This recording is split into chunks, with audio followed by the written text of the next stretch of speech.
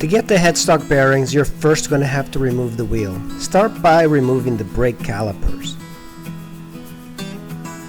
You might have to remove some other cables, such as speedometer cable, if your bike has it. The V-Strom has got a few bolts on the left side that you're going to have to remove.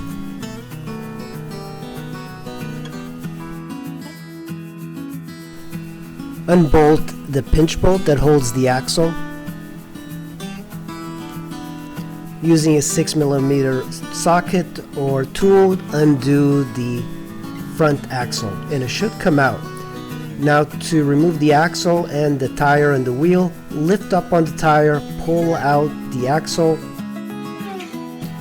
and now we're going to have to remove the brake lines.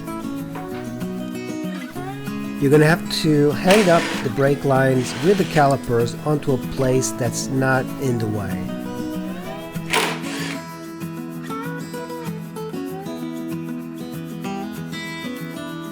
Remove the forks. You're going to have to unbolt this top bolt, which is a 10mm, using a wrench. You don't even have to remove the plastic. That's the beauty of the V-Strom. It has enough space for you to get in there.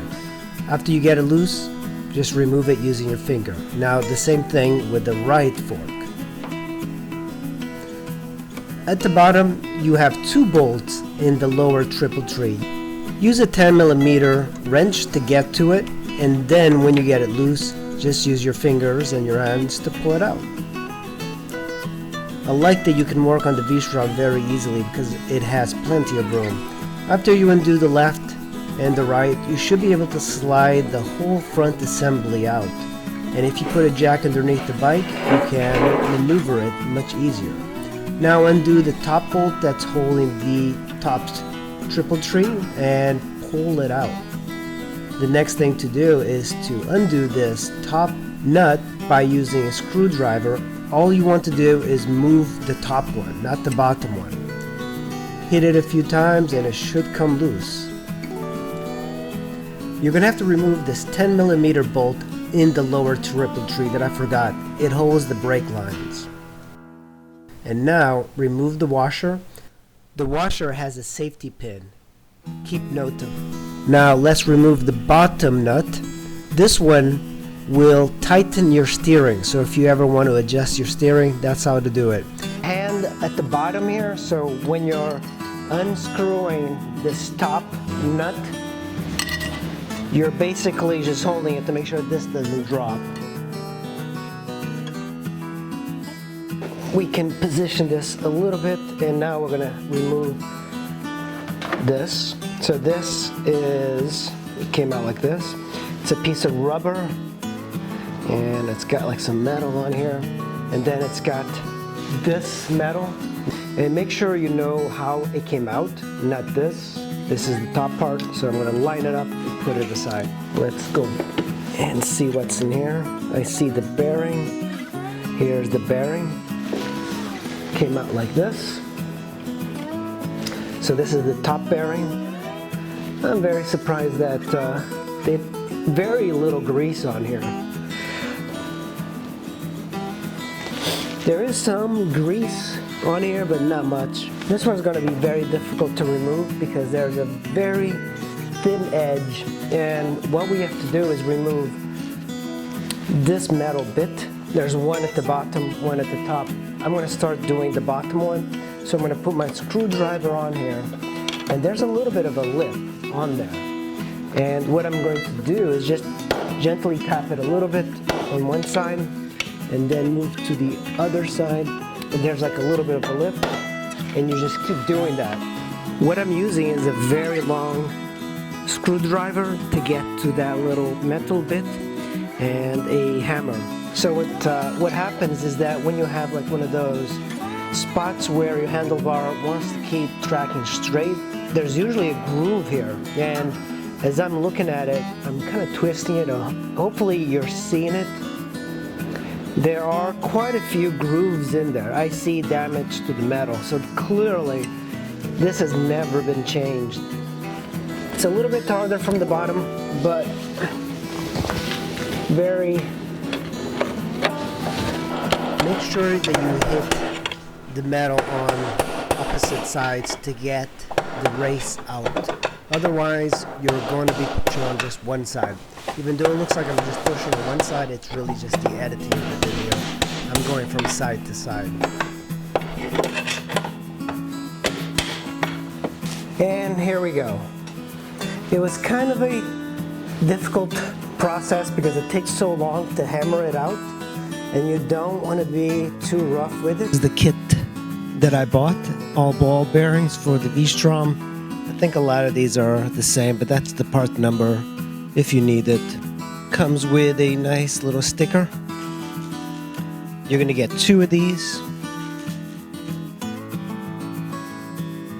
I believe these are the seals. So these are what we're gonna be replacing. Make sure you don't contaminate this thing. The last thing you want is to get dirt inside here. I'm actually going to grease it up. This is something that's different. So apparently these are the tapered type of roller bearings compared to the old one. The old style, right? This is antiquated by far. I'm not sure why Suzuki even does this with their bikes. Even like the new V-Stroms have this sort of system. I guess it's easier to make. Also, it's just made out of very cheap plastic. The tapered bearings that you get from all balls are much higher quality. Just from touching them, like I feel like the quality in them. But they roll freely in these ball bearings. And what happens is that over time, the ball bearings start to wear down on the metal. And that's why there's these, you feel it on your handlebars. For example, most of the time, your bike is going to be tracking straight, and you'll feel it when you move your handlebars left and right. You feel it maybe stay in the middle, as if you got like a steering damper sort of thing. It makes handling a lot worse in cornering, and you want your bike to have a lot of dexterity. So any binding that you would have on the steering, this would probably be the cause.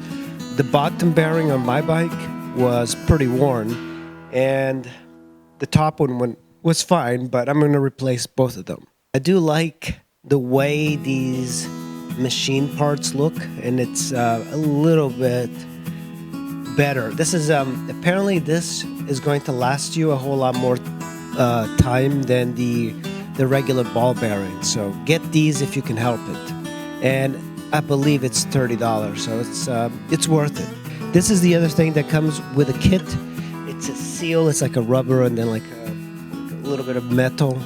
We're gonna use some of this tape because I don't want to scratch that rod. So what I'm gonna do is wrap this painter's tape all over the rod because I don't want to scratch it. We have to remove the bearing at the bottom, and it's a very tight fit, so you have to hammer it up, and I don't really trust myself with doing it without some protection on that metal. The last thing I want is to damage the triple tree, then have to get another triple tree. So I'm just going to put as much tape as I can, and I just want it there just for a little bit while I cut that bearing out. We're going to do a different method for removing it. Some people hammer it up. I don't think I'm going to do that. I think it's easier just to cut it because the bottom bearing, it's already messed up and I already got the bearing, so it doesn't really matter.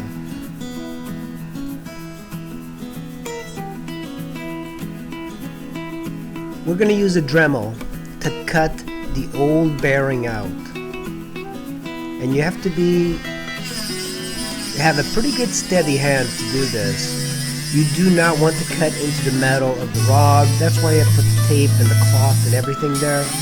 But this metal is extremely hard, so even if you slid a little bit and you scratch the metal, it wouldn't be too bad because that metal is pretty strong. It'll take you some time to cut it. Be patient and eventually you will. Once you get to the very bottom, don't use the Dremel anymore.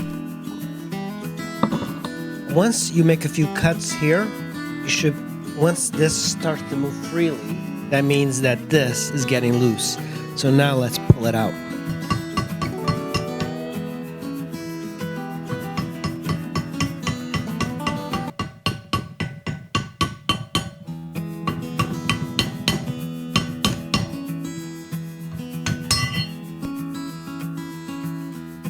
going to do with the Dremel is make a cut here, and this way I can put the new bearing on there just by pounding this one.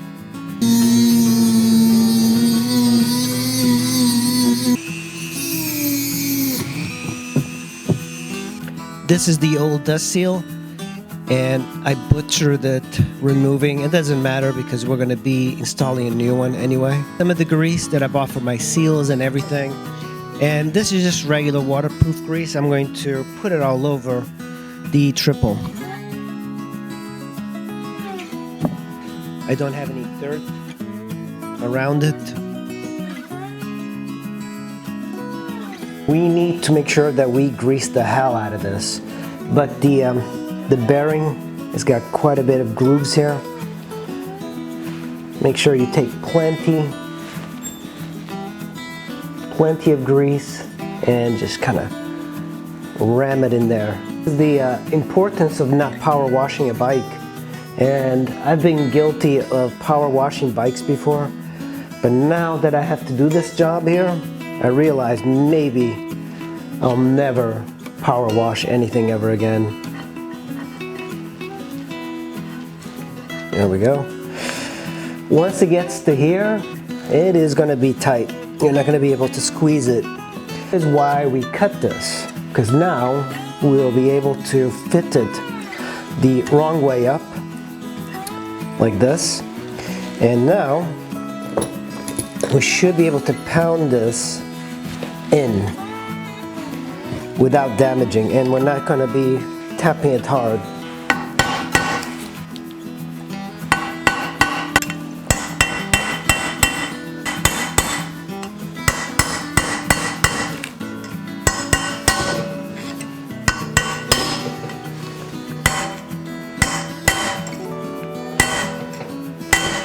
By working your way around slowly and just hitting it a few times here and there, that's all you need to drive the bearing in.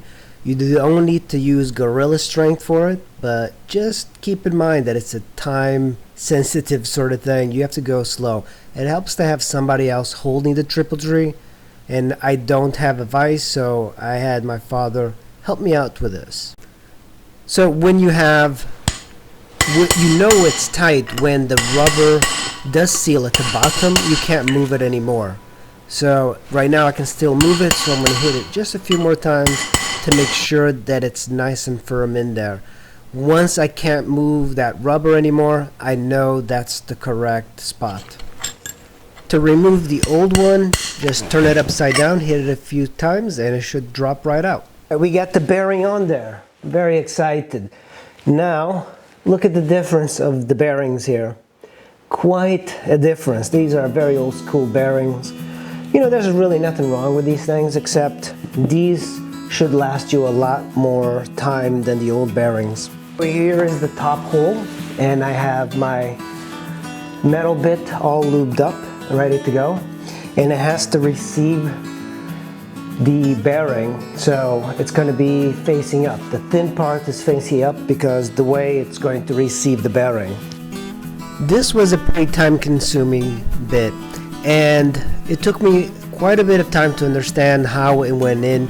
You have to get it started exactly right. Once it's exactly right, by hitting it softly, you can use a bigger, heavier tool, and what I used was a very large socket to drive it down.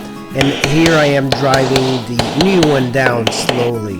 Now I took a big wrench like this, hit it a few times, and now it's in there. Yeah. Use the old brace to drive it down even further. It has to go more than the surface, just a few more millimeters. Now make sure that it seats properly and get started on the bottom one. The bottom one is a little bit harder just from the position of hitting it, but it's the same process that you use for the top one. Once you drive that race all the way and it's flush with the metal of the triple tree, you need to use the old race, line it up, because you need to drive it a few more millimeters upwards. And make sure that you grease the insides and everything. Put plenty of grease. So now put that socket in there, give it a few whacks, and you should be done. Make sure you grease the bearings throughout. They have to have plenty of grease. Do not skip on the grease.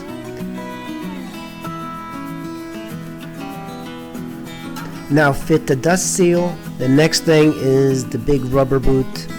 Now install the first nut. The first nut is the one that's going to adjust the tightness of the steering. So if you want it to be a little tighter, push it a little bit. There is a nice sweet spot in there. You just use hand tightness and you can twist it a little bit.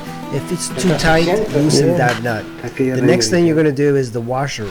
There is a safety tab right there, and you need to line it up with the rod. There's only one way of installing it. Once it's in there, that's a safety washer, and then you put the top washer or the top nut on top of that, and that really firms up everything.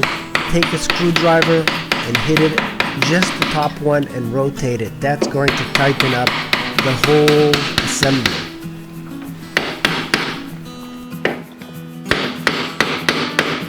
Now everything is straightforward. We're just rebuilding the bike. The triple tree on the top goes in, and then you have a washer, and then you have the nut. Make sure you tighten that nut before you put on the handlebars, because you need to tighten it and the handlebars are in the way. The next step is just the building of the bike, putting in the forks, putting in the front hugger, the wheel, and everything.